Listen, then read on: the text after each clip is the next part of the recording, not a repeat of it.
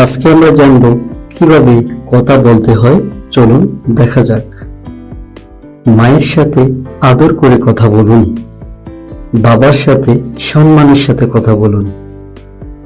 বউয়ের সাথে সত্যি কথা বলুন।